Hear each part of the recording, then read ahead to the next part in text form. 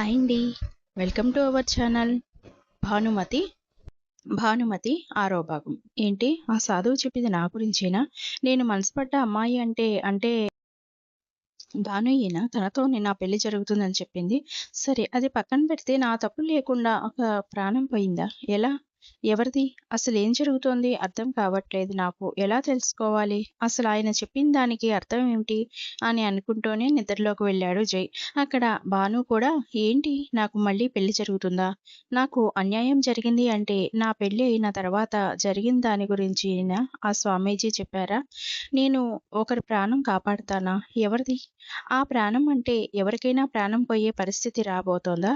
అయినా జై గారు తప్పు లేకుండా ఒక ప్రాణం పోయింది అని కూడా చెప్పారే! అబ్బా! అసలేమి అర్థం కావట్లేదు నాకు అని అనుకుంటూ ఆలోచిస్తూ పడుకుంది. ఆనంద్ కూడా జై ప్రేమిస్తున్న అమ్మాయి చెల్లి అని అర్థమైంది. మరి పెళ్లి జరిగేది వీళ్ళిద్దరికేనా లేక ఇంకేదన్నానా? అసలు వాడి మీద ఎవరు పగపట్టింది? ఆ సాధువు చెప్పింది ఏమిటి? వీడి గురించేనా? కాదా? అని ఆలోచిస్తూ పడుకున్నాడు. సమయం అర్ధరాత్రి 12 గంటలయింది.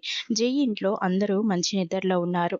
ఉన్నట్టుండి నక్కలు ఊ అంటూ అరుస్తున్నాయి. జై గది కిటికీలు టపటపా అంటూ కొట్టుకుంటూ ఉన్నాయి. ఆ శబ్దానికి మెలకువ వచ్చిన జై లేచి మంచం దిగి కిటికీ దగ్గరికి వచ్చి చూసి సడన్ గా ఏంటి ఈ గాలి? ఎందుకు నక్కలు కుక్కలు అలా అరుస్తున్నాయి? అంటూ కిటికీ తలుపులు వేసి వచ్చి పడుకుందాం అని బెడ్ దగ్గరికి వచ్చిన జై మంచం మీద ఉన్న ఆకారాన్ని చూసి నిశ్చేష్టుడై ఉన్నాడు అలాగే.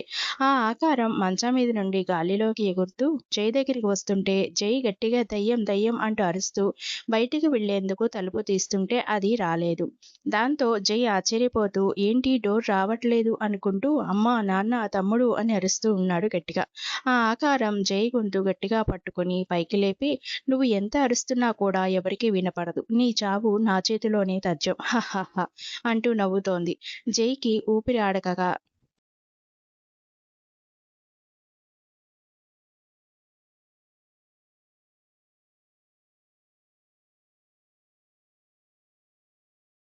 బలవంతంగా గొంతు పెగల్చుకుని ఎవరు నువ్వు అని అడిగాడు.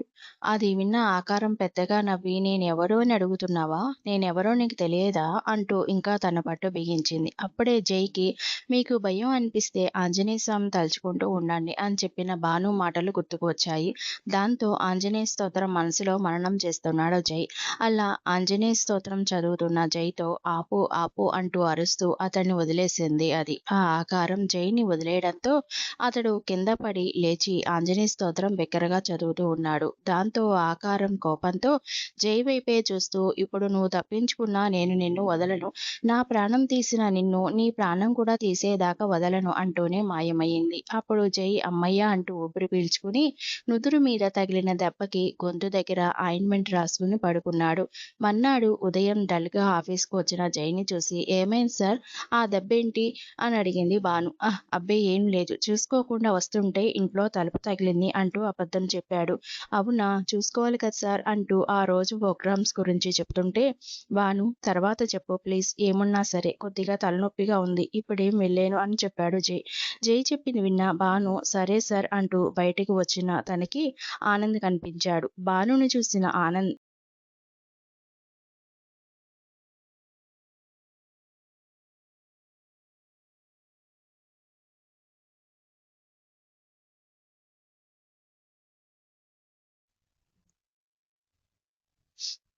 రిలాక్స్‌గా వెనక్కి ఆనుకుని కళ్ళు మూసుకొని కూర్చుని ఉన్నాడు. ఇంతలో ఒక 2 చేతులు జయ మీదకి వచ్చాయి. తన మీద ఎవరో చెయ్యి వేసినట్టు అనిపించేసరికి ఉలిక్కిపడి కళ్ళు తెరిచి చుట్టూ చూశాడు జై. జైకి మళ్ళీ తన మీద ఎవరో చెయ్యి వేసినట్టు అనిపించడంతో ఉలిక్కిపడి లేచి చుట్టూ చూశాడు మళ్ళీ. కానీ అతడికి ఎవరూ కనిపించలేదు. దాంతో అమ్మయ్య అని అనుకుంటూ చైర్ వైపు చూసి కొయ్యబారిపోయాడు. అతడి ఒళ్ళంతా చెమటతో తడిసి ముద్దయింది. కారణం తన కుర్చీలో నిన్న తనకి కనిపించిన వికృతమైన ఆకారం కోపంగా జైవైపే చూస్తూ కూర్చుంది. అది చూడటానికి ఇంతకు ముందు కన్నా ఇప్పుడు ఇంకా భయంకరంగా ఉంది. ఇక్కడ ఇలా ఉంటే అక్కడ ఆనంద్ క్యాబిన్‌లో అన్నయ్య ఈరోజు ప్రోగ్రామ్స్ ఏంటో చెప్తాను వింటావా అన్నయ్య అంటూ వచ్చి కూర్చుంది భాను. అదేమిటి నాకు చెప్తా అంటున్నావు? అన్నాడు ఆనంద్ ఆశ్చర్యంగా అది విని. ఆ! మీ సారే అదే మీ సార్‌కి చెప్తుంటే వినే మూడ్ లేదు. ఇప్పుడు తర్వాత చూద్దాం అన్నారు. అందుకే నీతో చెప్దామని వచ్చాను అన్నది భాను. అది విన్న ఆనంద్ ఓహో! అవునా! అని మళ్ళీ అవును ఆఫీసులో ఉన్నప్పుడు రిలేషన్స్ ఉండకూడదు అని అన్నావు కదా! మొన్న ఆ రోజు మరి నువ్విప్పుడు నన్ను అన్నయ్య అని పిలిచావిక్కడ? అన్నాడు. అది విన్న భాను తను చెప్పింది గుర్తుకు వచ్చి నాలుక కరుచుకుంది. అన్నయ్య, అన్నా చెల్లెళ్ళకు ఆఫీసులో ఆ రూల్ వర్తించదు అని చెప్పి అయ్యో! అన్నది బాధగా. ఏమైందమ్మా? అని అడుగుతాడు ఆనంద్. బాస్‌కి కొంచెం పీడకలలొస్తున్నట్టున్నాయన్నయ్య. ఓ తెగ భయపడిపోతున్నారు. అందుకని నిన్న గుడికి వెళ్ళాను కదా! అక్కడి నుండి కుంకుమ, విభూతి తీసుకున్నా బాస్‌కి ఇద్దామని అనుకుని మర్చిపోయాను. అందుకే ఆఫీస్‌కి తెచ్చాను. వాటిని ఇందాక ఇద్దామనుకున్నా. మళ్ళీ ఇటు వచ్చేశాను అంటూ లేచి ఒక్క నిమిషం అన్నయ్య ఇవి ఇచ్చేసి వస్తాను అని జై క్యాబిన్‌కి వచ్చి డోర్ తీసుకుని లోనికి అడుగుపెట్టిన భాను లోపల దృశ్యాన్ని చూసి ఆశ్చర్యపోయింది.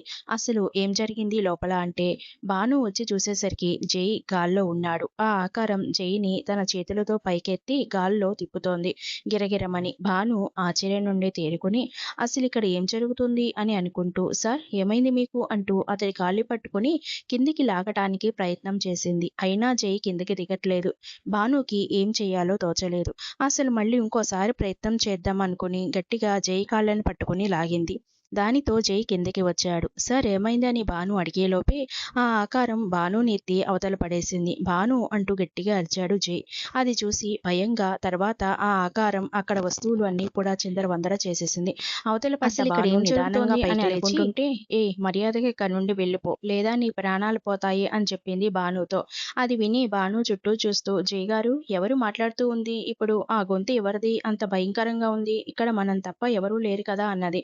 జైకి తనకెదురైన సంగతులు ఆ ఆకారం గురించి చెప్పాడు. అది విన్న భాను ముందు మీరు రండి అంటూ జై చేతిని పట్టుకుని బయటకు వస్తుండగా డోర్ దానంతట అదే పడిపోయింది. అడ్డుగా తీయటానికి ఎంత ప్రయత్నం చేసినా రాకపోయేసరికి భానుకి ఏం చేయాలో అర్థం గాక ఆలోచిస్తుంటే జై గొంతు పట్టుకుని గాల్లోకి పైకి లేపింది ఆ ఆకారం. అది చూసి భానుకి చాలా భయం వేసింది. ఏం చేయాలి ఇప్పుడు అని మళ్ళీ ఆలోచిస్తున్న తనకి తను గుడి నుండి తెచ్చిన విభూతి, కుంకుమ గుర్తుకు వచ్చి వెంటనే చున్నీలో కట్టి ఉన్న పొట్లాలు తీసి వాటిల్లో విభూతి, కుంకుమ తన నుదుట పెట్టుకొని హరహర మహాదేవ శంభో శంకర అంటూ మళ్ళీ జై కాళ్ళు పట్టుకుని అతన్ని కిందకి లాగి అతడికి కూడా బొట్టు పెట్టింది.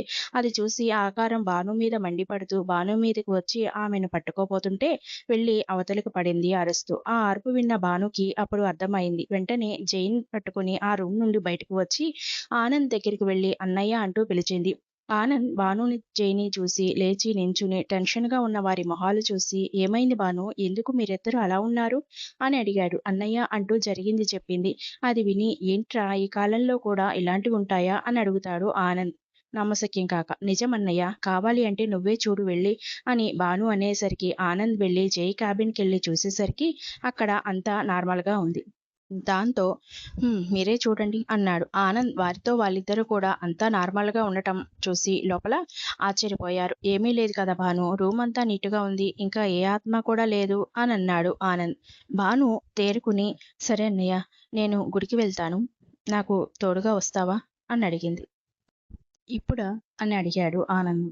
అవును. ఇప్పుడే అని చూడండి జయ గారు మీరు ఈ కుంకుమ విభూతి మీ దగ్గరే పెట్టుకోండి అని చెప్పి మళ్ళీ అహా! మీరు మాతో రండి అన్నది. అలాగే అన్న జై ఎటూ కదలలేకపోతున్నాడు ఉన్న చోటు నుండి. అడుగు ముందుకు వేయలేకపోతున్నాడు. అది చూసిన భాను ఏమైంది అని అడిగింది. అది అది నేను నడవలేకపోతున్నా. అసలు అడుగు వేసేందుకు కాళ్ళు కదపలేకపోతున్నా అని చెప్పాడు. అయ్యో! ఇప్పుడెలా? అంటూ భాను కంగారు పడుతుంటే నాకేం కాదులే భాను ముందు మీరు గుడికి వెళ్ళిరండి అన్నాడు జై.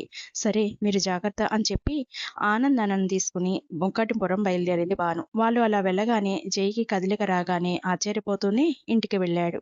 Thanks for watching. Please like, share and subscribe.